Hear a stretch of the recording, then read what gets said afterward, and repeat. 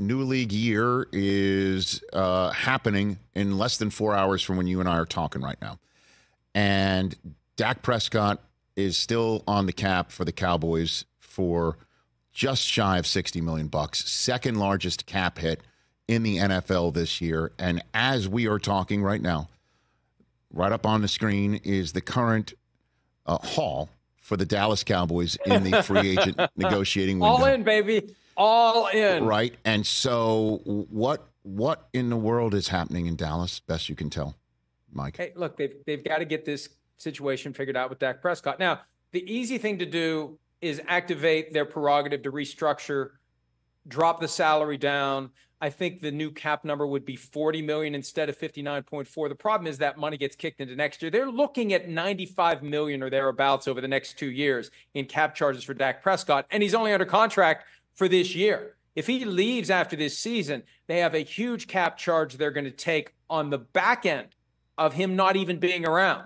The Vikings are taking 28 this year for Cousins. The Bucs took 35 last year for Tom Brady. The Cowboys would take a massive cap charge next year.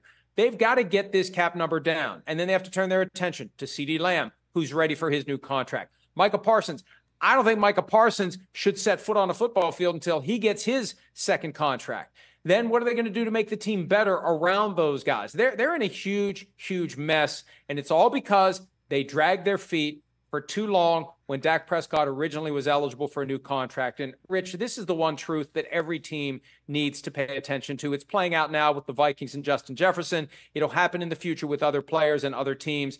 The longer you wait to pay a guy who has earned his contract, the more it's going to cost. It never gets cheaper unless the player has a serious injury or just completely loses his ability to perform. It's always going to get more expensive. It's better to do it early. So, but why, if you know that that contract needs to be renegotiated, do you not do it over the last few weeks so you do create the space to add players to go all in this year, right? Like why when you know this is a situation you have to address, do they not? Are they addressing it behind the scenes and there's just a head pounding experience going on, Mike? What's going on? They tried to address it last year because they knew what was coming.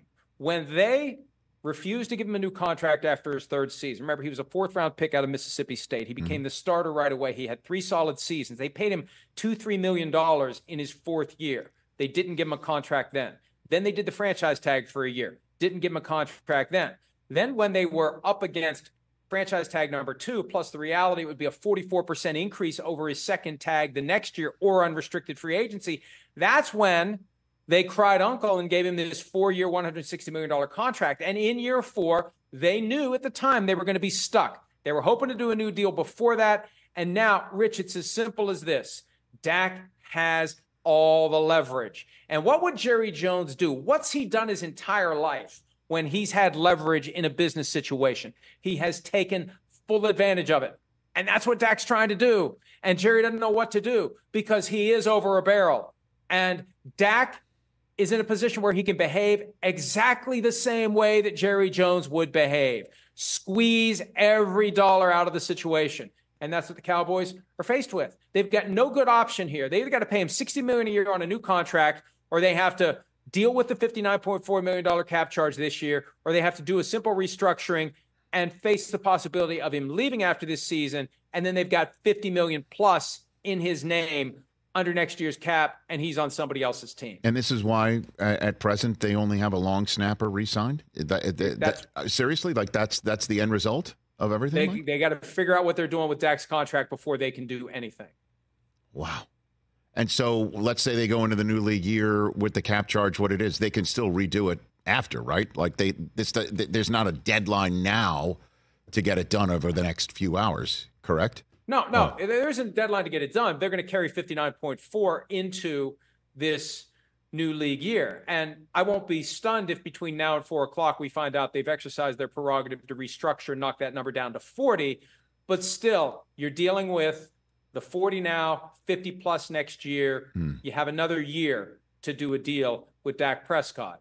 And it just kicks the can by way of the urgency to work out a long-term contract. But again, it's only going to potentially get more expensive. If he has another great year and they're faced with $50+ million in dead cap money and no Dak Prescott next year, or giving him what he wants and working with that cap charge and getting it under control, they need to give him what he's looking for. And the fact that he had such a big year last year makes it easier for him to expect with a straight face to become the highest paid player in football. That's the problem. If he would have had a bad year, it would be tougher to pull off. He had a great year, and it's easier for him to say, I want $60 million.